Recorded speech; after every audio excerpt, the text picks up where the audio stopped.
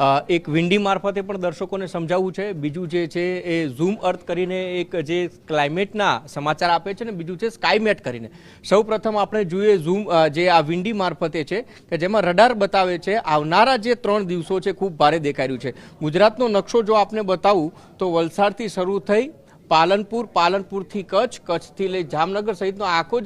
જે મેપ જોઈ રહ્યા છો એ ગુજરાતનો આખું જ ગુજરાત છે ઢંકાઈ ગયું છે. એટલે 48 કલાક અને પછીના જે 72 કલાક છે ગુજરાત આખા માટે આખું જોઈ શકો છો કે કોઈ પણ જિલ્લો કે અથવા કોઈ પણ તાલુકો છે વરસાદી સિસ્ટમમાંથી બાકાત નથી રહેતો, કારણ કે બંગાળની ખાડીમાંથી ઉપર આવતું જે